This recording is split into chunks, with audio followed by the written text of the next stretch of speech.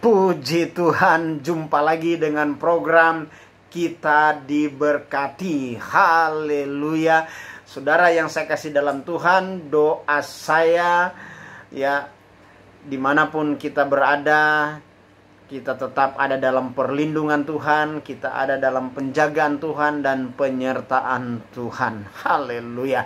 Nah, saudara yang saya kasih dalam Tuhan, kesempatan ini saya coba buat satu renungan, dan biar renungan ini boleh menjadi berkat kembali buat kita dimanapun kita berada. Nah, saudara yang saya kasih dalam Tuhan, renungan ini saya ambil dalam 1 Petrus pasal 5 ayatnya yang ke-7.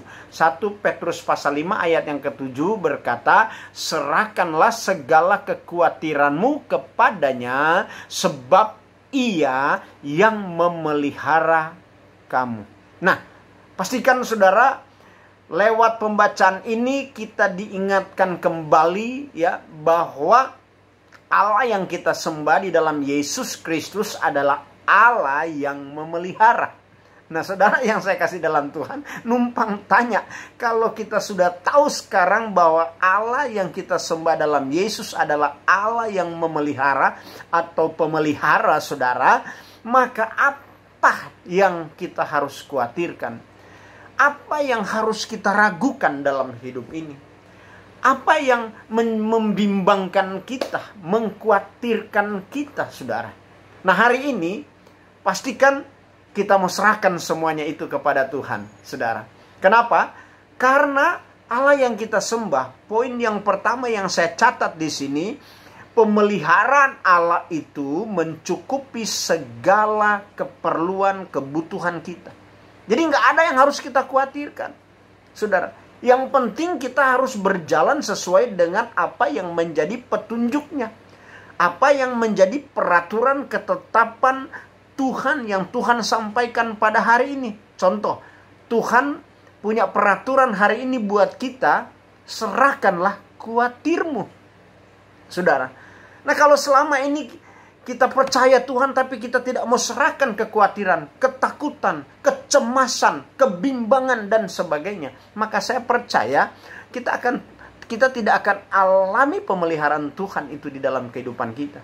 Jadi kita mesti ada take and give, ada kerjasama dengan Tuhan. Ya, Tuhan mau pelihara kita, tapi kita harus serahkan semua sampah-sampah kekhawatiran, ketakutan, kecemasan, kebimbangan, keraguan dan sebagainya, saudara. Maka kita akan mengalami pengalaman yang baru bersama dengan Tuhan. Kita akan merasakan betul bahwa Allah sudah berjanji dan Dia tidak pernah ingkar janji. Dia akan pelihara kita. Dasar yang kedua yang saya catat di sini, ya, Allah yang kita sembah adalah Allah yang memelihara. Pemeliharaan Allah tidak pernah putus-putus dalam hidup kita. Mungkin saudara bertanya sama saya, ya Pak Pendeta, kenapa ya Allah tidak putus-putus itu memelihara kehidupan kita? Ya, padahal kan kita ini banyak kesalahan, banyak dosa, banyak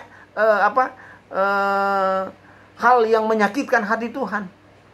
Saudara yang saya kasih dalam Tuhan, saya mau kasih tahu bahwa ketidakbertobatan kita tidak akan menggagalkan Allah yang kita sembah, yang punya rencana kepada umatnya adalah Allah yang memelihara. Ya. Ketidaksetiaan kita tetap Dia adalah Allah yang memelihara. Saudara, makanya kalau kita sudah dengar kebenaran ini dalam kehidupan kita, maka pastikan hidup kita mau kerjasama dengan Tuhan. Apa yang Tuhan minta, serahkan. Amin. Dan kita akan alami pemeliharaan Tuhan. Dasarnya kenapa Allah memelihara kita ini tidak putus-putus? Karena apa? Karena Dia mengasihi kita. Karena Dia mencintai kita. Ya. Dia mau kita masuk di dalam pemeliharaannya. Alami pengalaman dengan Tuhan. Bersama dengan Dia. Hubungan kita dengan Tuhan itu adalah hubungan yang sangat erat, sangat dekat. Hubungan Bapa dan anak. Saudara, maka penting sekali buat kita responi terus apa yang menjadi rencana Tuhan di dalam kehidupan kita. Maka saya yakin kita akan melihat pertolongan Tuhan terus di dalam kehidupan kita. Dan yang ketiga saya catat di sini, saudara, pemeliharaan Allah dalam kehidupan kita sampai akhir hidup kita. Luar biasa, saudara. Ya, janji Tuhan ini buat kita luar biasa. Ya, sampai akhir hidup kita, tetap Dia adalah Allah pemelihara kita. Jadi nggak ada yang perlu kita khawatirkan. Mungkin saudara kembali bertanya sama saya, ya, kenapa Dia memelihara sampai akhir hidup kita? Dasarnya hanya satu, karena Dia adalah Allah yang setia. Allah yang setia.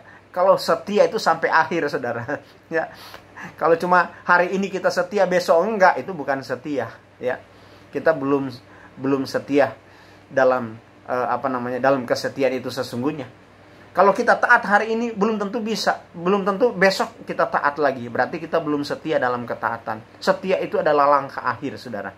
Ya, ini yang menjadi dasar bahwa Allah yang kita sembah adalah Allah yang memelihara. Dan yang keempat, yang terakhir, ya, pemeliharaan Allah selama-lamanya dalam kehidupan kita. Nah, kembali kita bertanya, kenapa itu selama-lamanya? Simple, dasarnya seringkali saya sampaikan. Yesus Kristus tetap sama, baik kemarin, hari ini, bahkan sampai selama-lamanya. Jadi pemeliharaan Allah itu tidak pernah berubah. Situasi, kondisi boleh berubah. Ya, langit dan bumi boleh lenyap, matahari, bulan boleh tidak bercahaya, tapi kebenaran firman Tuhan akan tinggal tetap selama-lamanya. Pastikan kita mau kerjasama dengan Tuhan. Kita mau serahkan segala kekhawatiran kita, ketakutan kita, kecemasan kita, saudara, kepada Tuhan. Dan saya percaya kita akan alami pemeliharaan Allah itu di dalam kehidupan kita. Puji Tuhan. Tuhan memberkati kita sekalian. Haleluya. Saya mau berdoa buat saudara. Bapa di surga, dalam nama Tuhan Yesus, di akhir dari renungan singkat ini, hamba ucapkan berkat buat teman-teman, sahabat-sahabat, orang-orang percaya, saudara-saudaraku dimanapun mereka berada, mendengar, melihat rekaman singkat ini, biar mereka diberkati oleh Tuhan. Yang sakit jamah sembuhkan, yang terikat lepaskan, yang berbeban berat diberikan kelegaan, yang berdosa Tuhan ampuni, mengakui segala kesalahan mereka di dalam nama Tuhan Yesus Kristus. Tubuh jiwa roh kami bukan milik kami lagi, bukan milik setan, bukan milik dunia, tetapi sudah menjadi milik Allah, telah ditebus, telah dibayar dengan harga yang telah lunas dibayar di kayu salib, melalui darah yang sudah tertumpah, tubuh sudah tercabik-cabik, di dalamnya ada kuasa yang disebut bilur, menyembuhkan semua penyakit kami, baik penyakit jasmani maupun penyakit rohani, termasuk virus bakteri yang tidak bermanfaat. Dalam nama Yesus Kristus, dari telapak kaki sampai ujung rambut aku cabut dalam nama Yesus, dan aku buang ke tubir laut yang paling dalam, yaitu di Gehenna Tartaro Abusos tempatnya. Di dalam nama Tuhan Yesus Kristus kami menerima berkat pemeliharaan Tuhan dalam hidup kami, dan kami menyerahkan semua segala kekhawatiran kami ini. Terima kasih Bapa, terima kasih. Di dalam nama Yesus Kristus hamba berdoa dan mengucap syukur. Haleluya, haleluya, amin. Puji Tuhan, saudara. Ya, jumpa lagi dalam program Kita Diberkati di waktu yang akan datang. Besok saya akan masih menyampaikan, saudara. Ya, saya sudah janji bahwa selama 14 hari ke depan, 2 hari pagi sore saya akan sampaikan renungan. Tuhan memberkati kita. Haleluya. Amin.